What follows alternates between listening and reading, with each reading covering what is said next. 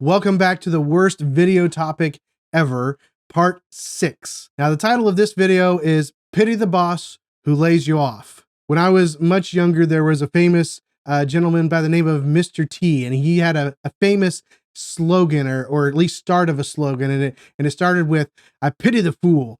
And it would usually have some other thing attached to it. You know, I pity the fool who does this, or I pity the fool who does that. Right. And it was just a very common thing that he would say. And so hopefully your boss is not a fool. But I do think that we need to understand how layoffs actually affect management, how they affect your boss. Now, let's be honest.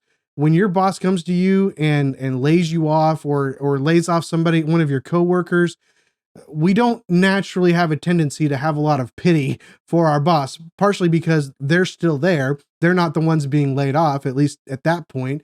So we don't tend to have a whole lot of pity for them right out of the gate. But that's why I want to cover this now before this happens to you, so that you can maybe have a little bit of pity, a little empathy for what it is they're going to go through. So what are some of the things that your boss is going through during this process of layoffs? Well, one of the most important ones that we need to remember is that they are under a lot of emotional stress. It is actually very difficult to let someone go. Sometimes it's a lot easier to fire someone because they've done something wrong, right? They've done something that deserves termination from the company. But when you're laying people off, you know it's not necessarily because of anything that they've done. It's an issue with the company. It's a situation with the company as a whole. And we've talked about lots of reasons why that could happen, but they're under a lot of emotional stress. It's hard to let someone go. It's hard to have that conversation and look someone in the eye, whether it's personally face to face or whether it's through a video conference.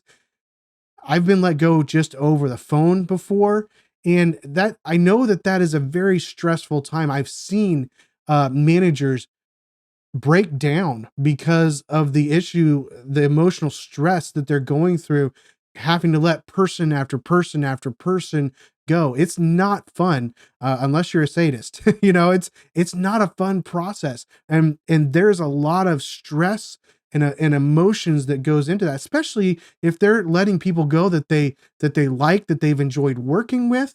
I've been let go by multiple bosses that I thoroughly enjoyed working with and didn't want to stop working with or working for.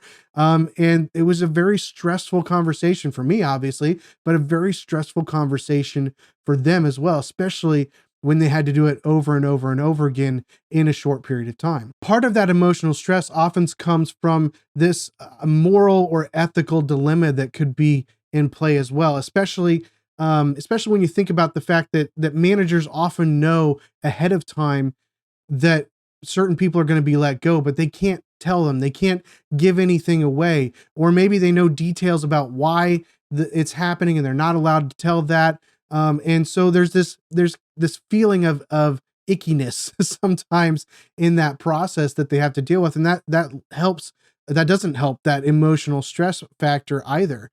There's often a loss of trust when you are being let go. You don't trust that person anymore. They just did one of the hardest things possible to you. They got rid of your job basically. And here's this person that you've been working with and working for all this time. And now they're telling you that the company doesn't need you anymore and they're laying you off. That's a very hard conversation, and they can lose the trust of the employees that they've had trust before. In fact, I've even had coworkers not ask for any recommendations and things like that from managers that we've had because they just didn't trust them anymore. And that's a reality that we have to think about for those bosses who are going through that process. Another thing that we have to think about is that this actually increases the workload of managers. Now they have to oftentimes take on other tasks that were done by those employees who are being let go and their regular management duties, or they don't have any other people to manage. And so they're taking on a lot of other work that other people had to do. And so there's this increased workload that we need to realize is coming upon them. So not only do they have emotional stress of letting people go and that process, but now they've got extra work that they have to do. And they're dealing with employees that are resenting them. They're dealing with employees that mistrust them now, and so they've got relationships that are broken because of this situation. Oftentimes, because of layoffs, those who are managing, they've got to make hard decisions and try to figure out how they're going to be successful